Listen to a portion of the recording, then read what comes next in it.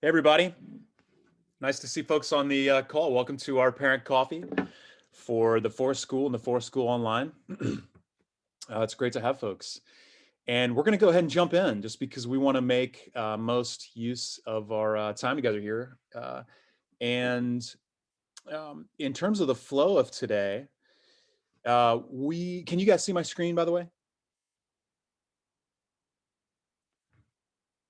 Max, can you see it? Great. Okay, awesome. In terms of the flow today, we are going to um, be talking about making a feelings and needs plan and what that might look like for us as parents and caregivers for to do this with our children. And I'm actually going to invite you to do it yourself and to sort of inhabit what it might look and feel like. And then we'll have a discussion together about what that experience was like and whether or not that's something we think might be valuable to do with our children. And then for the second half of the hour, we're going to split off, and Max is going to take the Forest School Online families, and I'm going to take the Forest School in-person families, and we're going to have a conversation together about our respective environments. Does that agenda sound good for folks? Okay.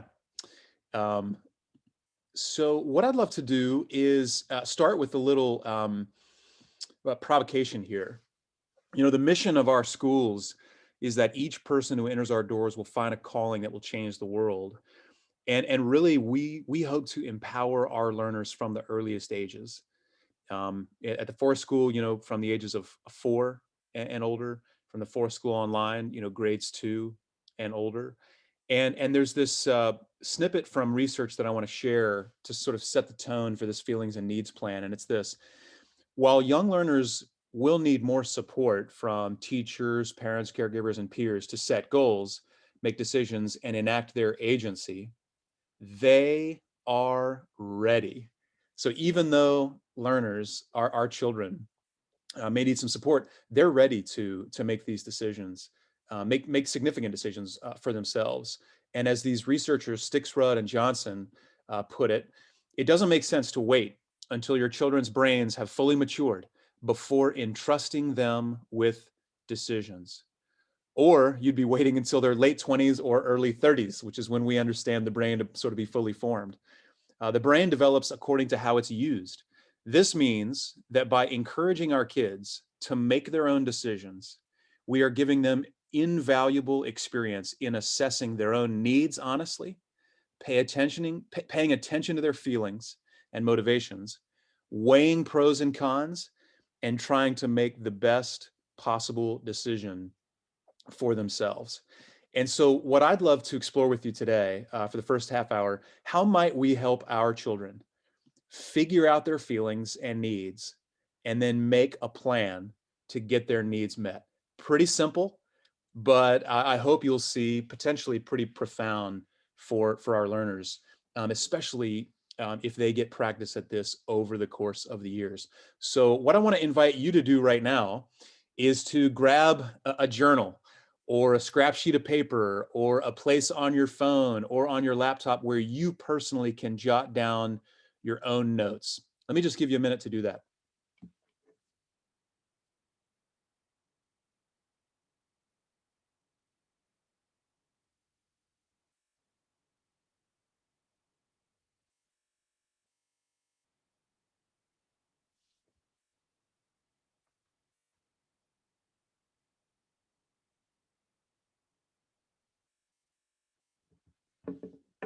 Everybody got something?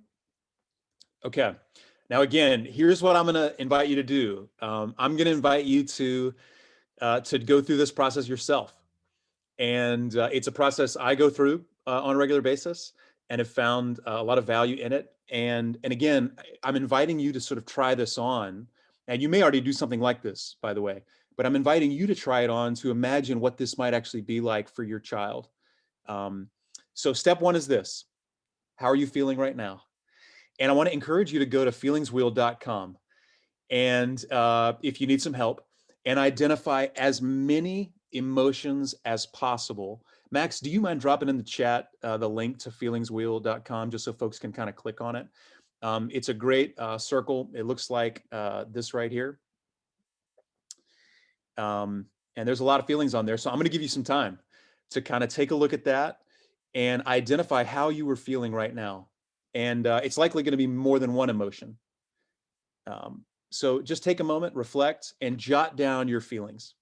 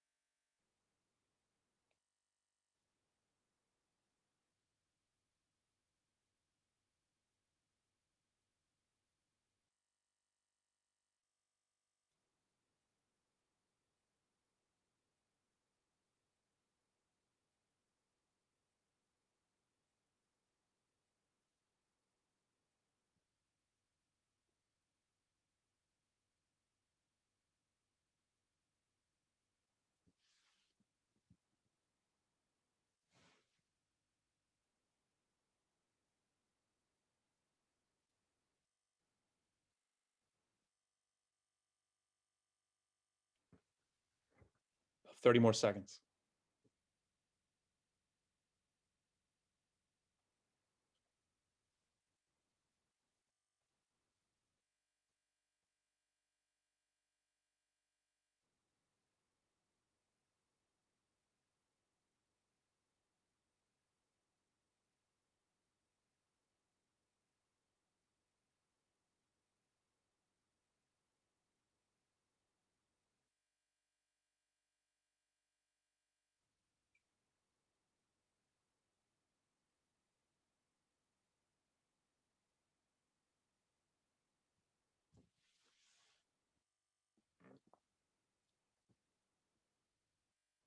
Okay.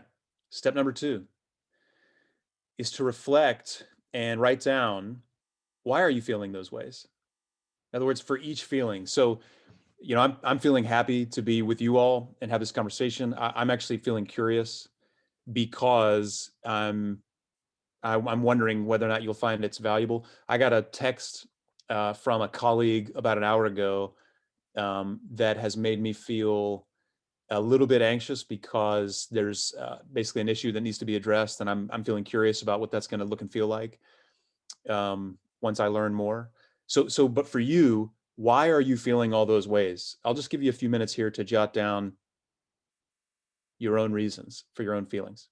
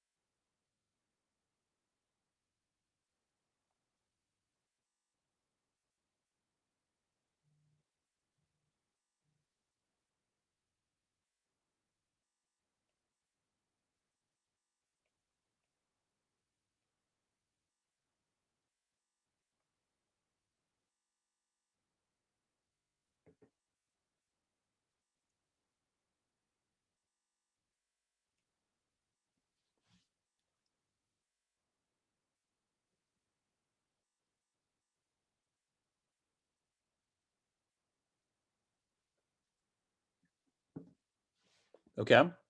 Step number three. Um, Based on how you feel, what are you needing today? And I dropped a link here in the chat to a list of basic human needs. So I'm going to invite you to read through that list and based on how you're feeling, identify a handful of needs that you have for today and write those down and connect them to your feelings.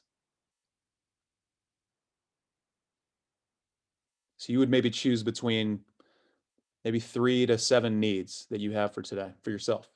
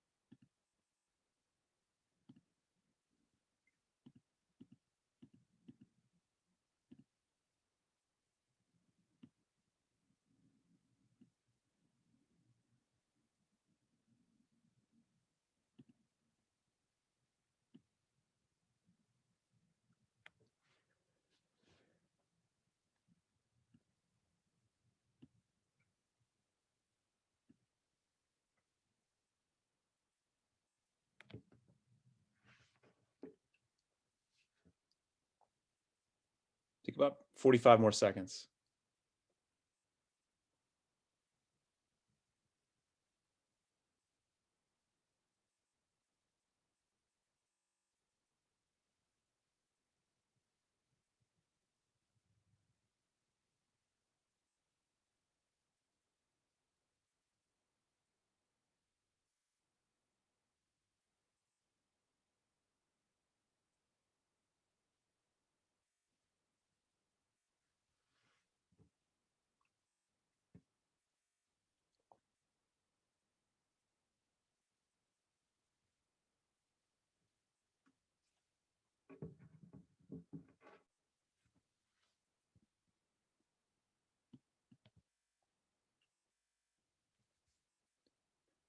Okay, step number 4.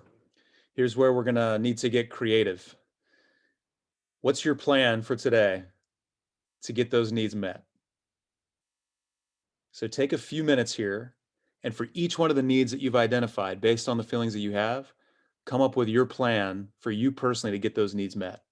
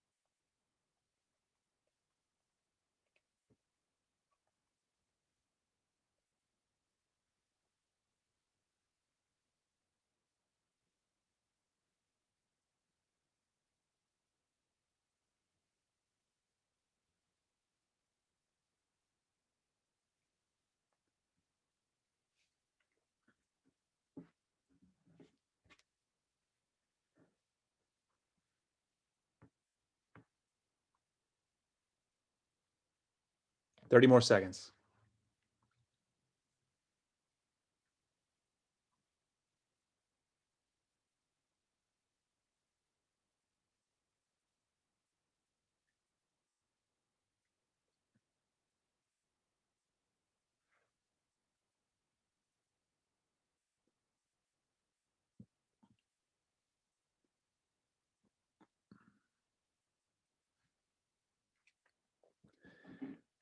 Okay, final step.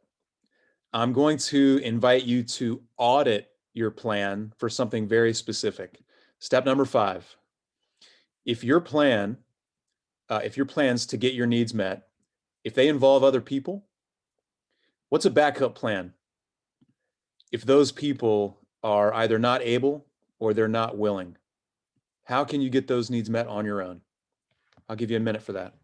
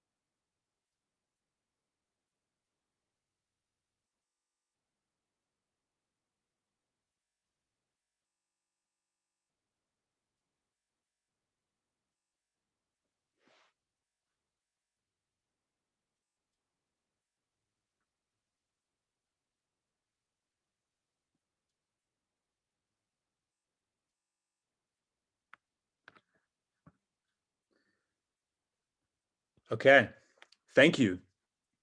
Here's what we're going to do now. I'm going to invite you into breakout rooms in just a minute for a discussion for these 3 questions.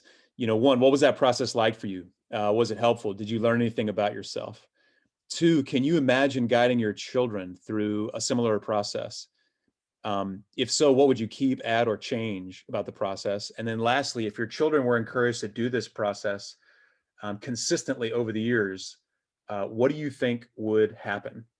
So what I'm going to do is I'm going to drop into the chat these discussion questions so you can have access to them.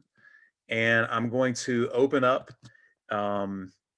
breakout rooms with some folks that you may not know. So first, introduce yourself and then discuss what this experience was like for you. Any questions about the prompt? Okay, enjoy. I'll see you back in about 10 minutes.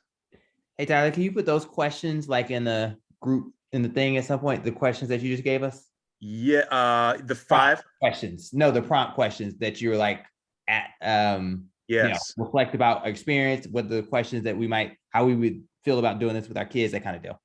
Yep. I put everything in the chat now, so you should have access to it. Okay. And if you lose it, just I guess on Zoom, it's ask for help and I'll pop in and share it with you again. Okay, thanks. Okay.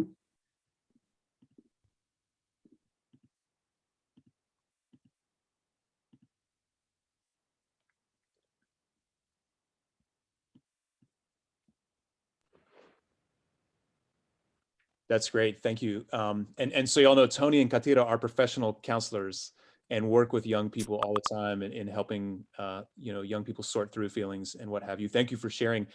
Any other thoughts? Can you imagine using this process or a similar one, guiding your children through it? I was sharing with our group, I said, I feel like bringing it up at the beginning, like I love what you were saying, Tony, and how you guys have been doing it for so long.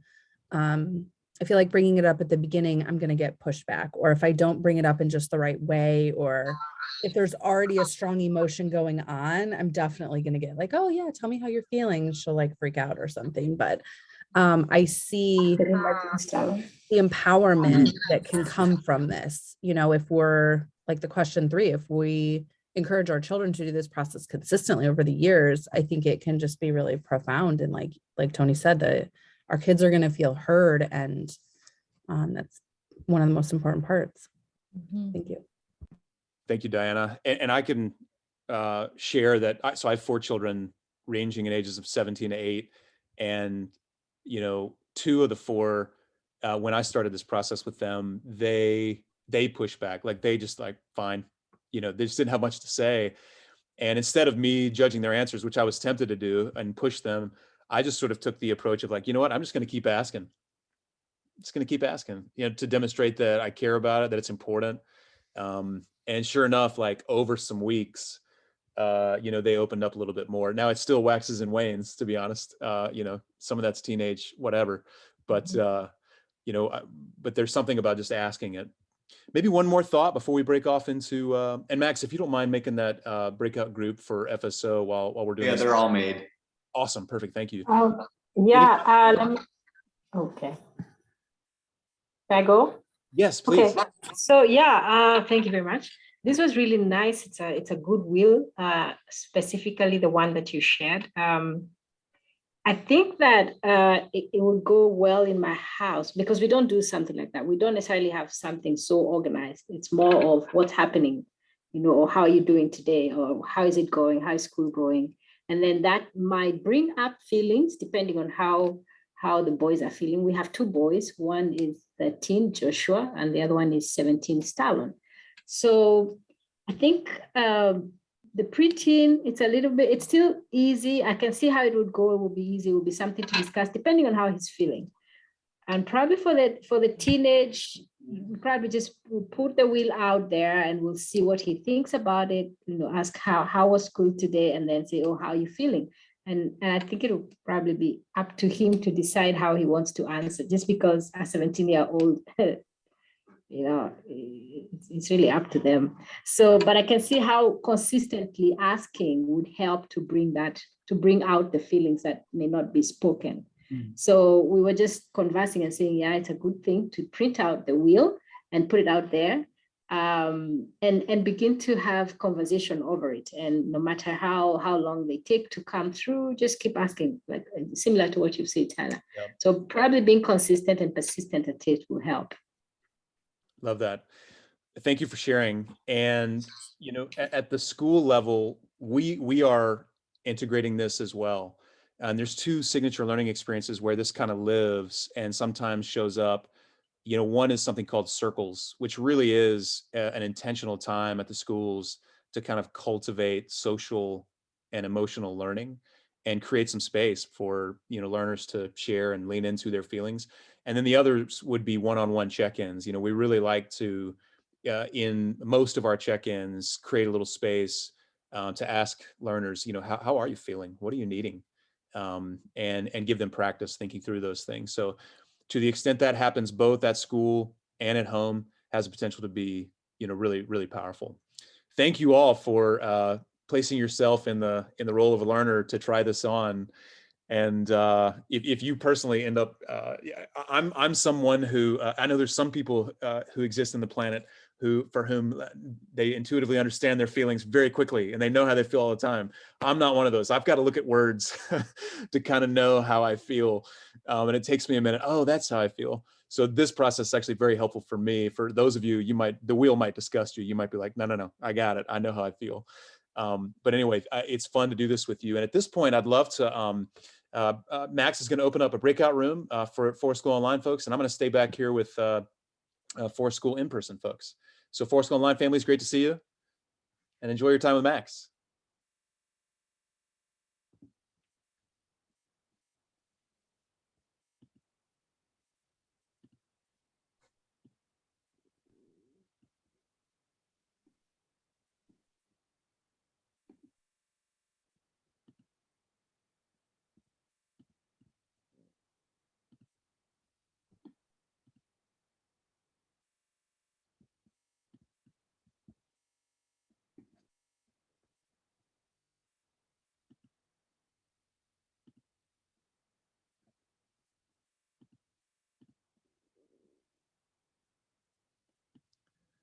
Okay.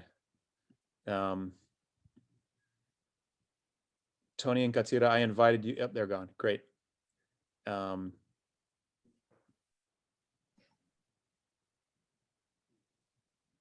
and Kelly, were y'all invited to a room? Y'all staying with me or you going with Max? You can do whatever you want. I mean, I think it'd be nice to get to know Max a little bit, but hey, we're cool with whatever. Nice to see you, by the way. Nice to see y'all. Yeah. It looks Hey, Kathy. awful where you are. Yeah, Yeah, it's terrible.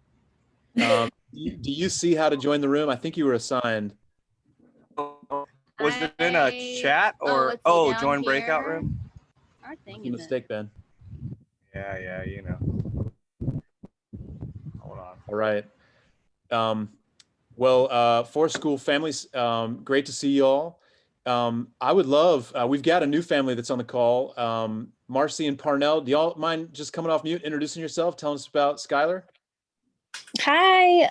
Yeah, we just started mid-year in January. Skylar is 7 years old. We've been homeschooling her, and oh my gosh, she's been going there for about 2 weeks now and I have just seen so many changes in her in the past 2 weeks. She comes home every day now and she starts writing out her goals and she starts talking to me about her goals, and it's so exciting to see her take this initiative. And I've also noticed she has become a lot more into art and drawing and expressing herself through artwork, which she never really did that before. So I just am so blown away and with the changes I've seen in such a short period of time. And I'm so happy that we found your school and we're happy to be here. Thanks, Marcy. And will you and Parnell just say a word about you guys and where you live, what you do? Yeah. Right now we're in Peachtree City and I work as a day trader. So I'm always involved in investing and finance. That's sort of my life. And are you there, Parnell? We're in different locations. I don't know if he signed off. I see him in here, but he may be on mute. Oh, he says, I think I have to call back. My audio is not working. No problem. Oh, he works in the healthcare field.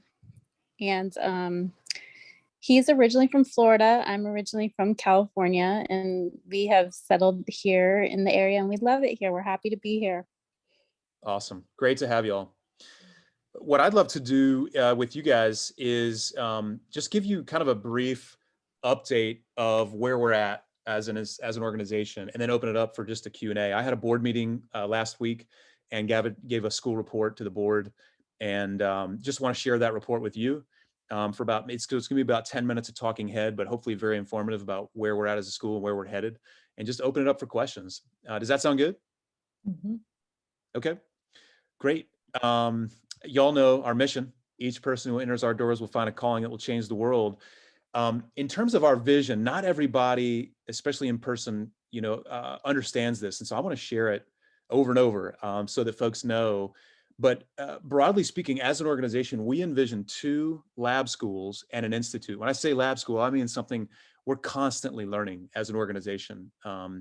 Specifically, we envision 2 learning communities made up of diverse families, one that convenes locally and in person, and the other that convenes virtually from across the globe, who are loving each other across lines of difference and shepherding their children to become independent learners and to find their purpose. We envision that both of these communities are deeply connected to an institute for self-directed learning that researches on behalf of, consults for, and develops curriculum and signature learning experiences with an international community of leaders and educators who are designing and redesigning learning environments that are similar to ours, that cultivate independent, self-directed learners.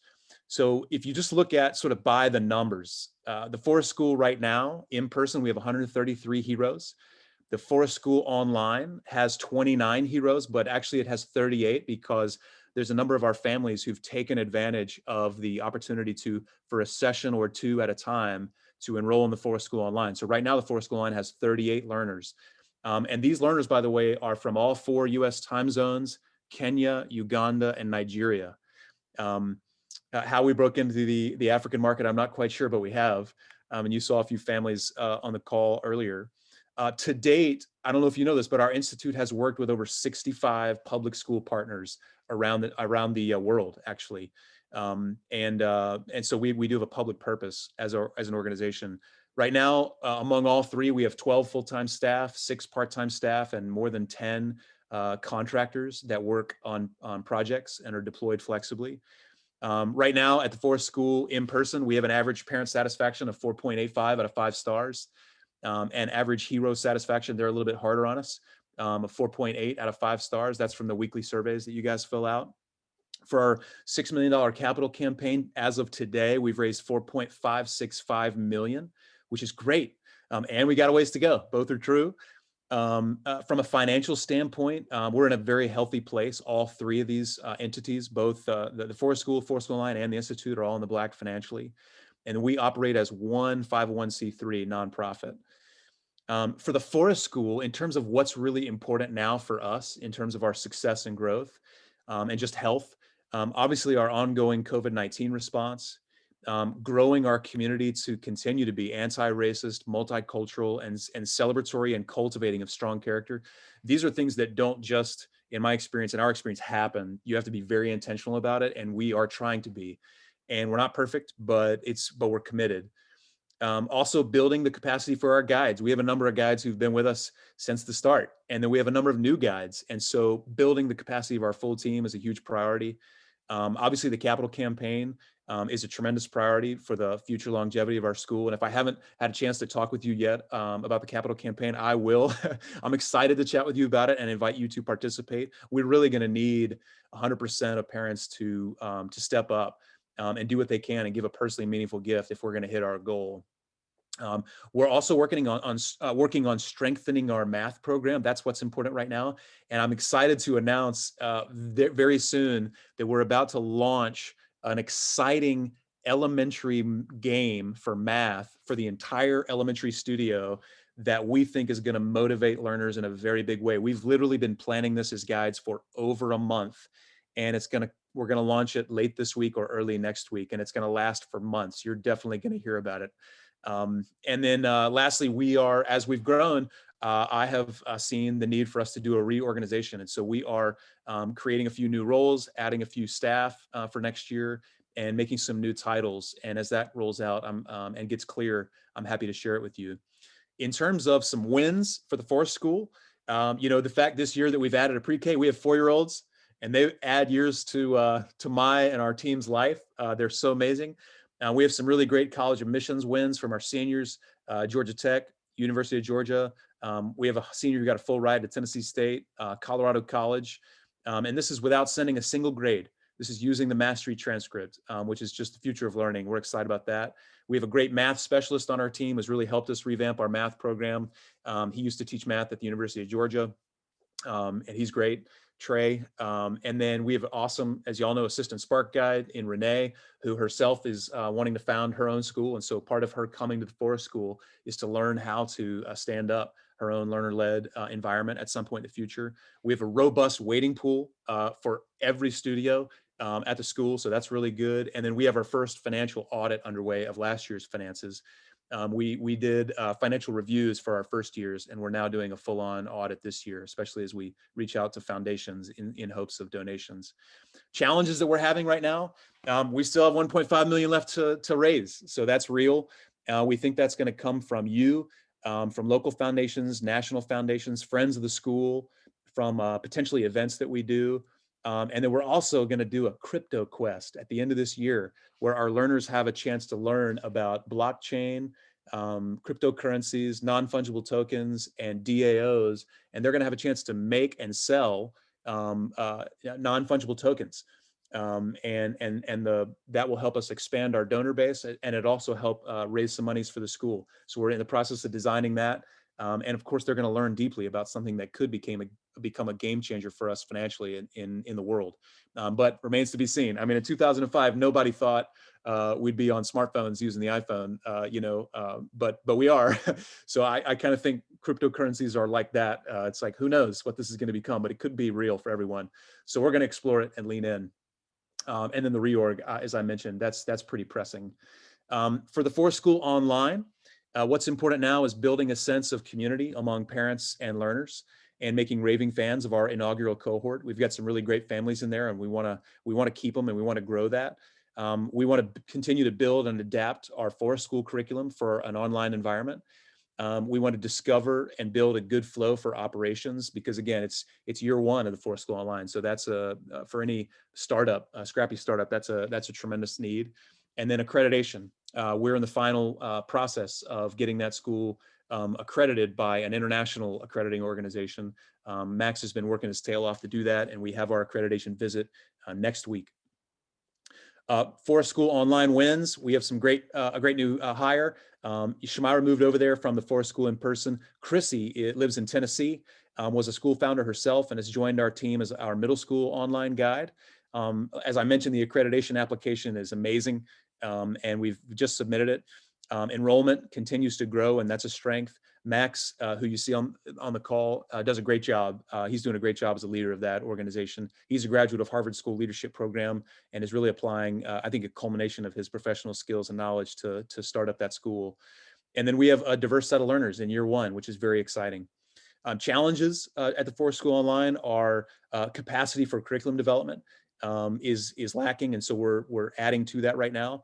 Communicating self-direction to parents, which you all know that can be challenging, to help parents understand what is this, self-directed learning, what is learner-led environments, and what am I supposed to be doing as a parent? So the Forest School Online is going through that at the moment.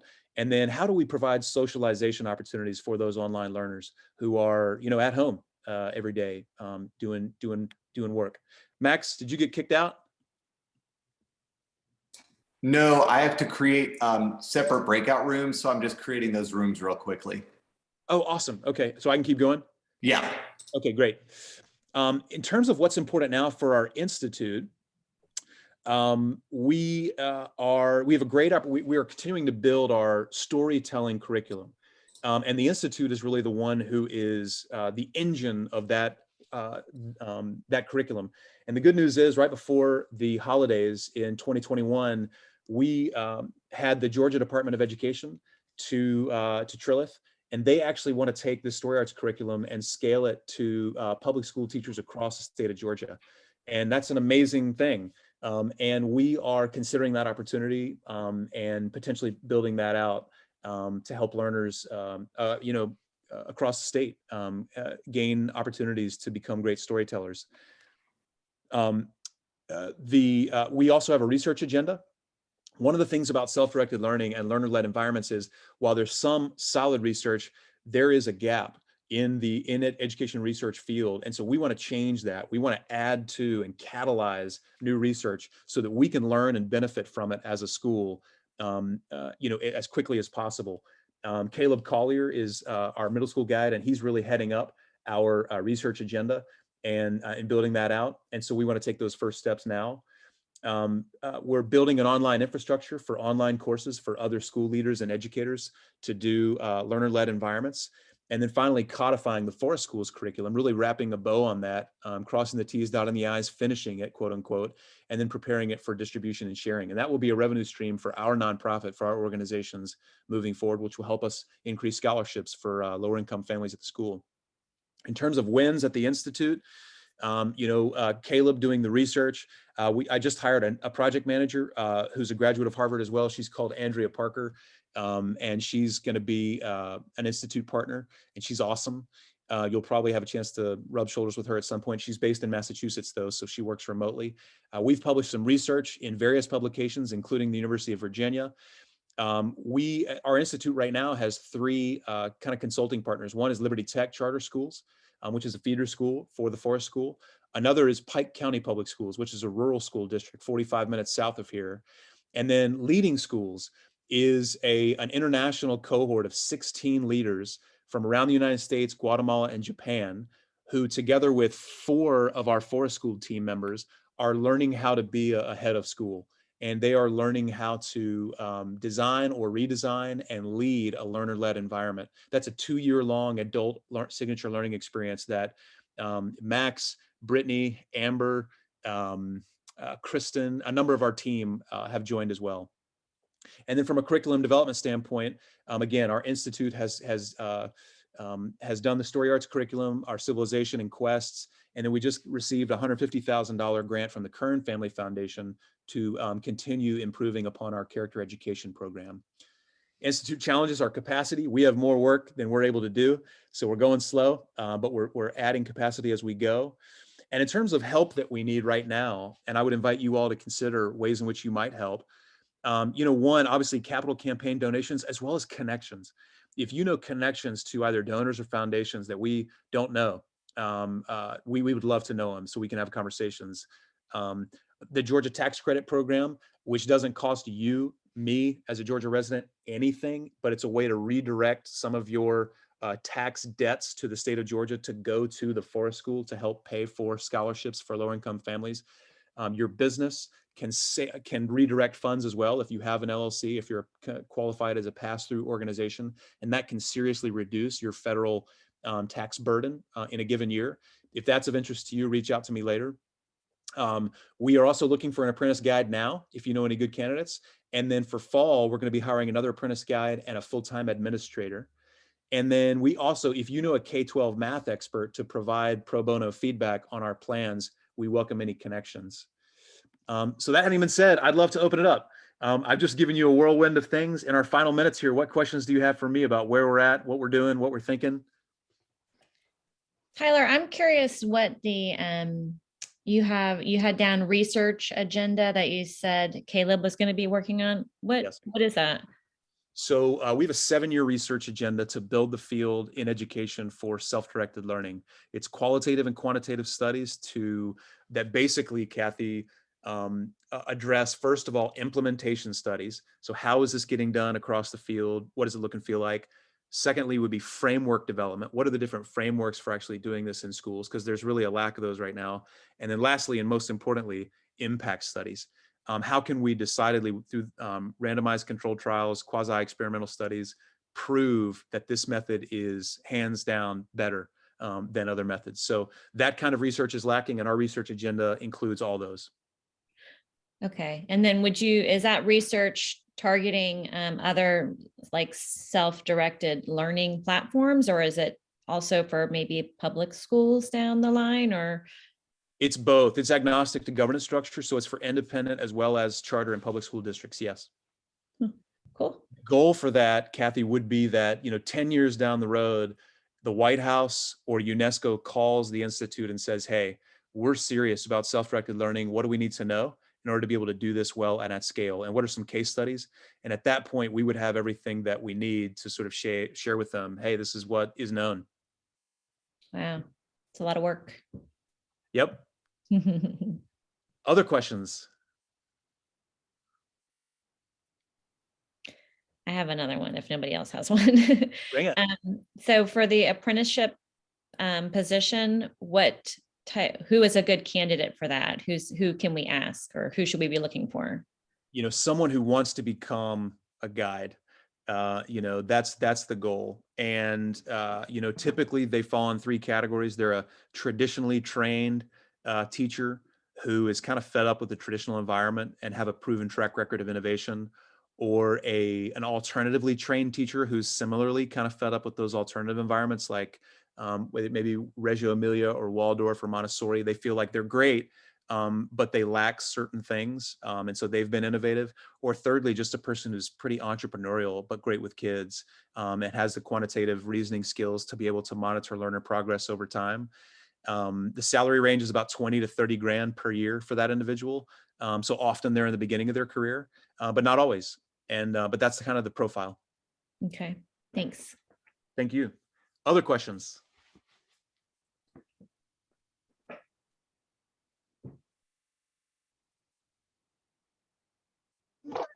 I just had a quick question. Based on the Kindle campaign, do you think you're still on track to have the new facility completed?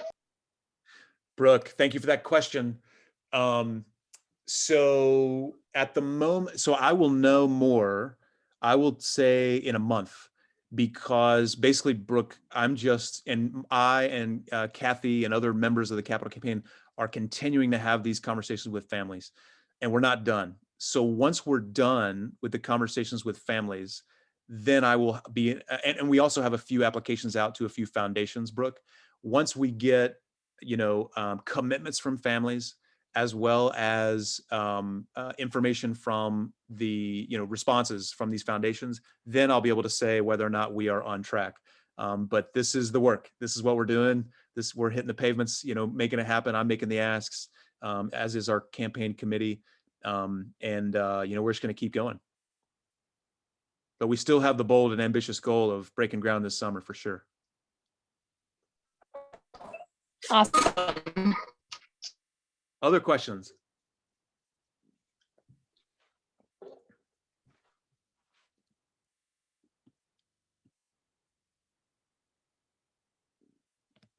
Okay. Well, I want to be respectful of the time, and I'm actually hopping off for a check-in with one of our teammates. As always, really great to have you all on the call. Thank you for your questions and feedback, as always, and for your partnership in this work. We love your kids, and it's a delight to serve your families. And we'll see you at carpool. And thank you, by the way, for navigating a tricky carpool this morning, because we're working on that because of the COVID testing and all that that some of the new movies are doing. So thank you all for your patience there. Okay. Thanks, Thank Tyler. you. Enjoy your day. Do it.